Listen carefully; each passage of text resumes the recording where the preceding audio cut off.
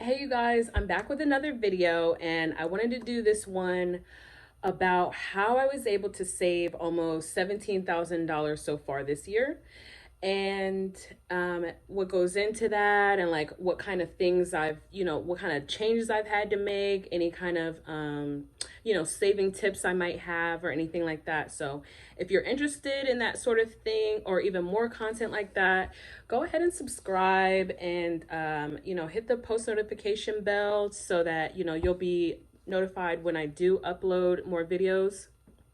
So, okay, how I was able to save almost $17,000 so far. I've been really diligent about keeping track of my expenses and being cognizant of my cash flow for the month. And by cash flow, I mean my income minus my expenses. The way I was able to save almost $17,000 so far this year is by tracking my expenses and also keeping track of my net worth and my cash flow for the month. Another thing that goes into that, as far as like expenses, I know budgeting sounds icky. No one wants to talk about it. It's a sore subject. I'm here to say budgeting is fun. Yes, I said it. Budgeting is fun because here's the deal. A lot of people believe that budgeting is like a way to like stifle you from spending whatever you want to spend on whatever you want to spend it on. And actually, in practice, it's the complete opposite. It is a way for you to be able to pay for the things that you find important when you have the money for it. And that goes into, I guess, the kind of budgeting that I like to do, which is zero-based budgeting with an app called YNAB. It stands for You Need a Budget. And how it works is, so they have a set of principles. It's like 4 rules. They got a whole book about it and stuff like that. But pretty much the gist of it is you should not be budgeting money that you do not have. So it just pretty much allocates your money. It tells your money where to go. It gives each dollar a job. And that's one of their rules. So another way I was able to save almost 17,000 was pretty much by tracking my cash flow. And I do that with an app called Personal Capital. And in that app, it's actually a pretty comprehensive picture if you like add all your accounts and stuff to it. So I say give it a try if you haven't already. They track your net worth and they track your cash flow. They even show like what you spent in a year. Like it goes back, like you can see like what you spent in a month, what you spent the last 3 months. It'll give you different date ranges that you can go to, and like I feel like that's a really powerful feature when you're trying to like project how much you'll be able to save, when you're trying to map out goals for how much you think you'll be able to save and those sorts of things. Because if you aren't aware of your cash flow, it's very hard to project how much you expect to save. And I feel like that's something very powerful. Not a lot of people talk about it, but I honestly feel like it should be paid attention to in personal finance. And another thing that I did was I cut up all of my credit cards. And by all, I really only had one. So I literally lit that bitch on fire. I'm not joking. I literally lit it on fire. I didn't close my account because I definitely still need that credit like age or whatever. Just because I do plan on buying a house eventually. I do want to make sure that my credit score is still healthy. Another thing that I've been really into on my saving journey is paying attention to like different podcasts, different like savings blogs. That sort of thing is what kind of like motivated me to really beef up my savings and really get on the ball with managing my money. If you have no debt right now, great for you. If not, I'm not the debt police or anything like that. I'm not gonna like come find you right now. That's your business.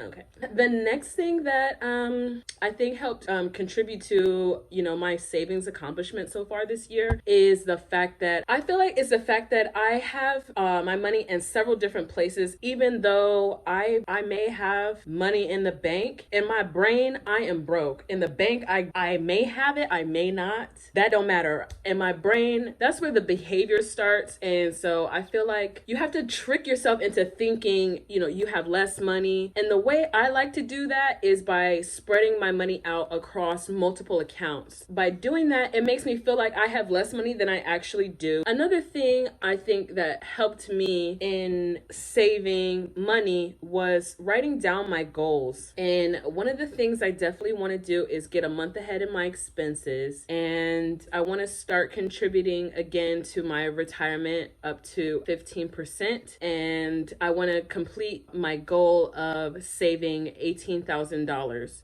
You can go look at a previous budget and see, like, that's where my goal is. You can go look at a previous video. The next thing I think that really helped was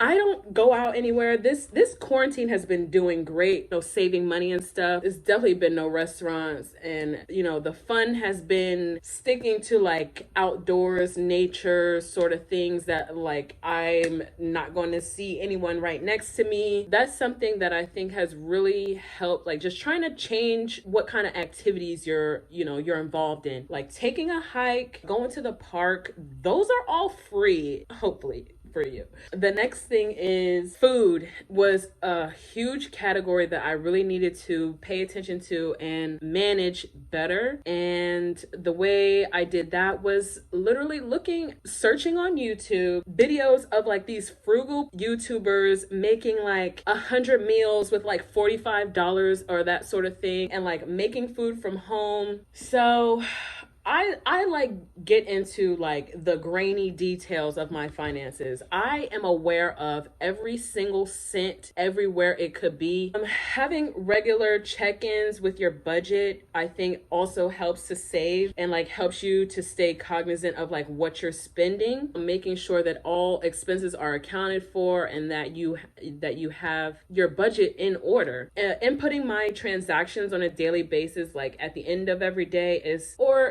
every other day, however it goes. Once you've been doing it a while, you kind of get the budget in your head and like, okay, I've got this much in this sort of category.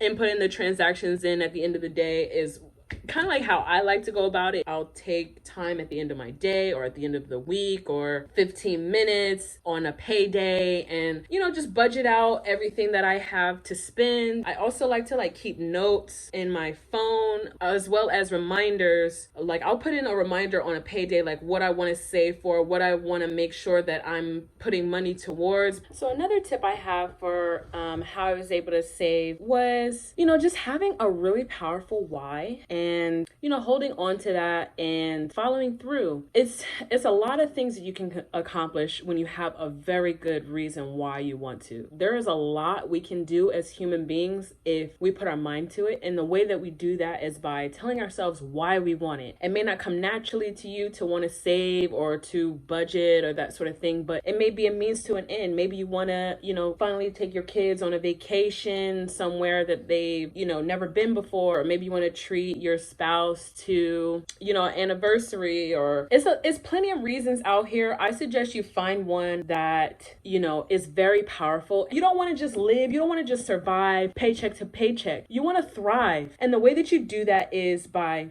doing today what others won't do so you can have tomorrow what others won't have. That means making the sacrifice when all your other friends are going out, not understanding why you want to eat in, why you would rather cook your meal than go out to eat. Also, like, you have to be able to stand up within yourself and say, like, this is my goal, regardless of anyone else understands, regardless of whether I can get anyone else on board. This is what I'm going to be doing. And you just got to go for it head on. You have got to be so intense, so diligent, because if not, it will get away from you. It has to be something that would make you want to be this diligent. So I'm not like telling you to sign up and do whatever, because I've made sacrifices that maybe other people may not understand. And maybe you guys have made sacrifices that I may not understand.